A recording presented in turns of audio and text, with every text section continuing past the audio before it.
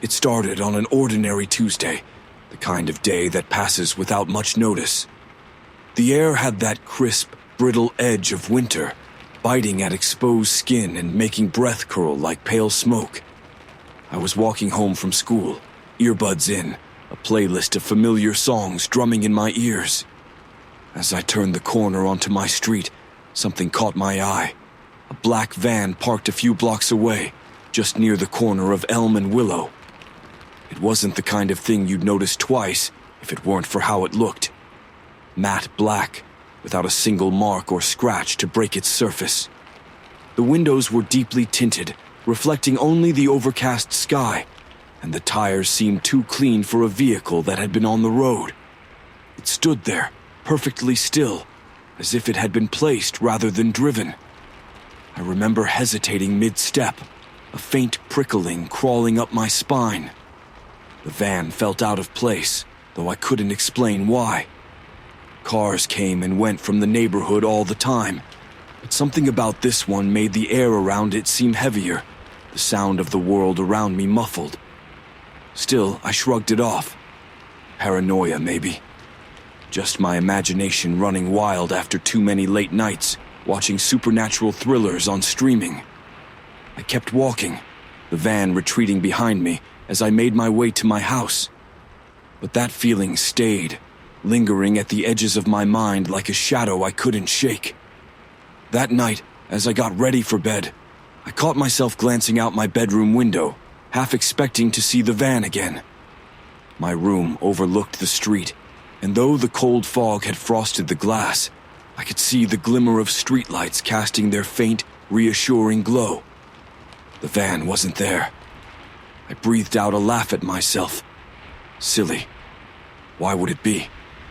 Cars don't just sit waiting for you, and even if it had been parked all day, someone would have noticed and said something, wouldn't they? I turned off the light and slipped into bed, trying to push the thought from my mind. But as I closed my eyes, I couldn't help but picture it.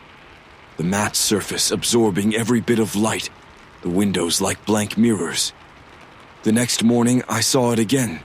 This time it was parked 2 blocks down, closer to my school. I hadn't even noticed it until I turned the corner and nearly walked right past it. The sudden sight of it stopped me cold, my heart thudding in my chest. It was the same van, I was sure of it.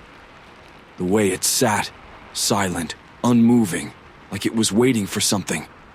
For someone. I stared at it for longer than I should have, waiting for a flicker of movement, a shift in the tinted glass, the faint rumble of an engine.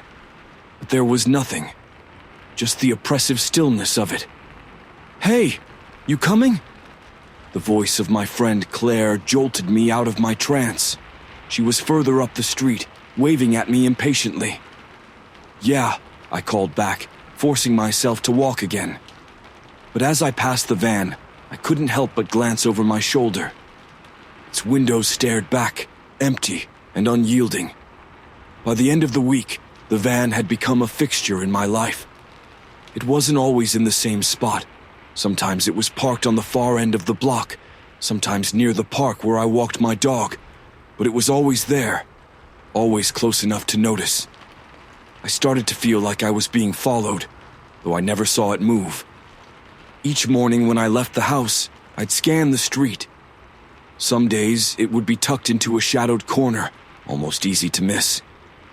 Other times, it was brazenly in plain sight, as if daring me to confront it. The strangest part was the timing. It didn't follow the usual patterns of a parked car.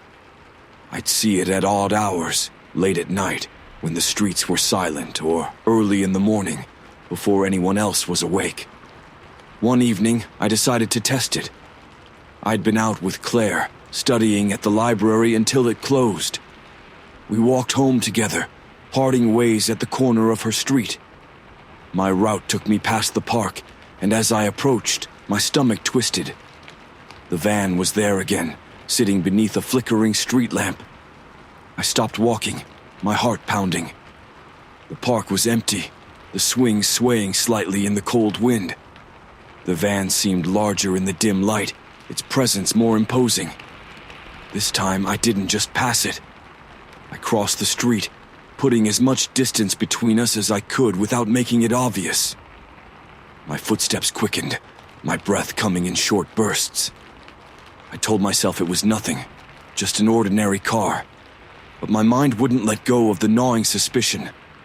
When I reached my house, I turned to look one last time. The van was gone. I stood there staring at the empty street. I hadn't heard it start. There had been no hum of an engine, no headlights cutting through the dark. It had simply disappeared. That night I dreamed of the van. In the dream, it wasn't parked. It was moving, slowly, steadily, always just out of reach. Its windows were no longer blank. They were watching me, and inside, there was a figure at the wheel. Silent, still, waiting. By now, I'd stopped telling anyone about the van. Claire had brushed it off as paranoia. My mom was too busy with work to notice, and even I wasn't sure how to explain it anymore. How do you describe the feeling of being watched by something that isn't alive? It wasn't until Thursday evening that I decided I couldn't take it anymore. The van was parked at the end of my street again, barely visible in the twilight, but unmistakable. This time, I wouldn't ignore it. I grabbed my jacket and slipped out of the house. My breath fogged in the cold as I walked, every step crunching against the frozen ground. The van loomed larger with every pace, its matte surface blending into the dusk like a void. As I approached, my stomach churned with unease. I told myself I was being stupid. It was just a vehicle, a trick of my imagination. But the closer I got, the heavier the air felt, like the van carried its own atmosphere. I stopped a few feet away, my heart hammering in my chest. The windows were as opaque as ever, reflecting only the faint glow of a distant street lamp. I stepped closer, close enough to touch the smooth surface, my hand trembling as I reached out. Before my fingers made contact, a sound broke the silence. A faint click, like a lock disengaging. I froze, my hand suspended midair. The van remained still, but the sound seemed to echo in my ears, a warning I couldn't ignore. Slowly, I took a step back, then another, until I was safely on the sidewalk again. A sudden gust of wind whipped past me, making me shiver. When I glanced back at the van, I swore it had shifted, angled ever so slightly toward me. I didn't run home. I forced myself to walk, even as every instinct screamed at me to sprint. I could feel it behind me, its blank windows following my retreat like eyes. When I reached my house, I slammed the door shut and locked it. For a long time, I stood in the entryway, staring at the peephole, half expecting the van to be sitting in my driveway. But when I finally peeked, it was gone. Or so I thought. Later that night, long after I'd finally crawled into bed, a faint sound roused me from sleep. A low hum, so soft it was almost imperceptible, vibrated through the stillness. I got up, my legs trembling, and crept to the window. It was there, parked directly across the street, its black surface glistening faintly under the moonlight. The hum grew louder as I watched, filling my ears until I could feel it in my chest. I stumbled back, my heart racing, and scrambled to shut the curtains. That was the first time I truly felt afraid. The note appeared the next day, pressed flat against my bedroom window. It hadn't been there when I left for school. But when I came home, there it was, fluttering faintly in the breeze, held in place by some invisible force. I stared at it for a long time before opening the window. The paper felt smooth and cool in my hands, as though it had been left in the cold for hours. "Look inside." The words were written in a precise, elegant script, the kind that felt too deliberate to be human. My fingers tightened around the paper as I glanced outside. The van was there again, parked at the far end of the street, its presence as still and foreboding as ever. I crumpled the note and threw it in the trash. But its message stayed with me, echoing in my mind as the hours dragged on. By the time the sun set, curiosity had become a gnawing, unbearable weight. I knew I shouldn't. I knew that whatever was inside that van, it wasn't meant to be seen. But the pull was too strong. At exactly midnight, I slipped out of bed and padded to the front door. The house was silent, the faint glow of the moon casting long shadows across the floor. When I stepped outside, the cold bit into my skin, but I barely noticed. The van hadn't moved. It sat waiting at the end of the street, its edges blurred by the fog curling through the air. I walked toward it, each step heavier than the last. My breath came in shallow bursts, my heart pounding louder with every second. When I reached the van, I paused, staring at the handle. The note's words played in my head, clear as a bell. "Look inside." My hand closed around the cold metal, and the door creaked open, releasing a rush of air that smelled faintly of dust and something sweetly metallic. The interior was shrouded in darkness, the faintest hint of shapes visible in the shadows. I leaned closer, my pulse roaring in my ears. And then I saw it, a figure seated at the wheel, motionless and silent. It wasn't human. Its outline was hazy, as if it were more shadow than substance, and its head turned toward me slowly, almost deliberately. Though it had no face, I felt its gaze piercing through me, cold and unrelenting. A whisper filled the air, soft and low, speaking a language I didn't understand. The sound wrapped around me, pulling me closer. My knees buckled, and I stumbled back, slamming the door shut. The whisper ceased instantly, leaving only the deafening silence. When I turned to run, I felt its unseen eyes still on me, watching as I fled back to my house, the echo of its whisper lingering in my mind. That night I couldn't sleep. The whisper from the van stayed with me, looping in my mind like a song you wish you'd never heard. Its tone wasn't angry or threatening. It was worse. It was patient, as if it knew I would return, as if I didn't have a choice. The hours stretched on, the silence of the house broken only by the faint creaks of settling wood. I stayed in my room, curtains drawn, the window firmly locked. But deep down, I felt it.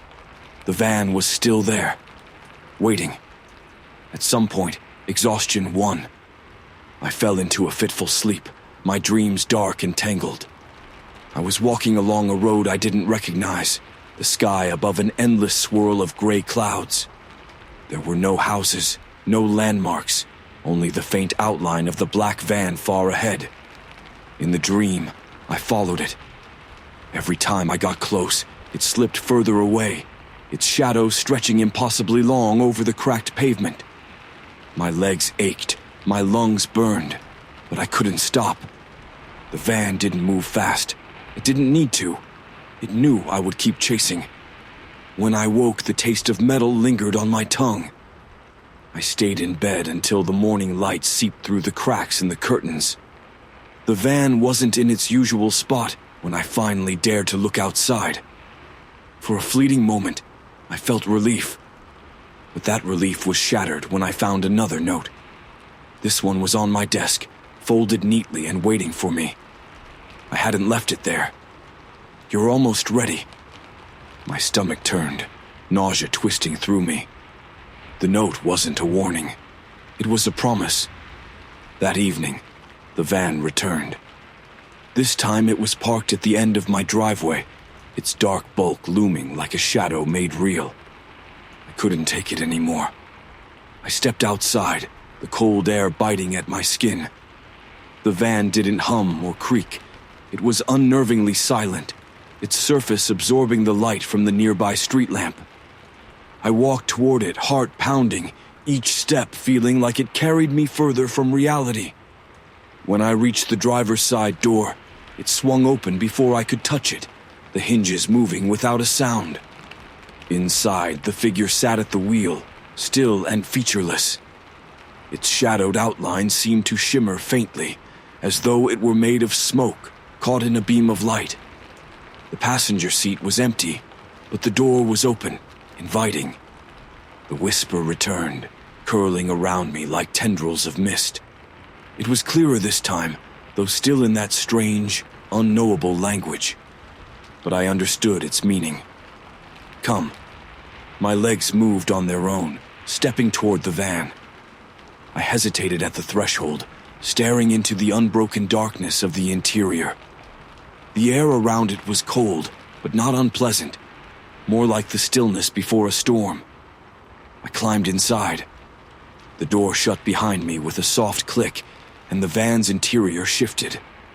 The world outside blurred, the streetlights and trees melting into streaks of color.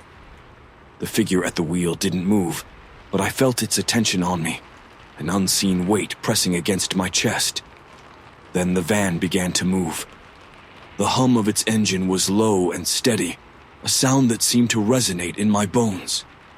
The streaks of color outside the window faded, replaced by endless shadows. The road beneath us was black and smooth, stretching into an infinite horizon. I wanted to ask where we were going, but the words caught in my throat. Somehow I already knew. There wasn't a destination. This was the journey. The whisper filled the van again, softer now, almost soothing. It told me things, not in words but in feelings and impressions. The figure at the wheel wasn't a driver, it was a guide, a sentinel. The van wasn't a vehicle, it was a passage. As I sat there, the weight of fear and unease began to fade, replaced by something else. It wasn't peace, more like surrender. The kind that comes when you realize you've stepped into something far greater than yourself, something you can never understand. The road stretched on, and the van carried me deeper into the unknown. It was only then that I realized I had stopped looking for a way back.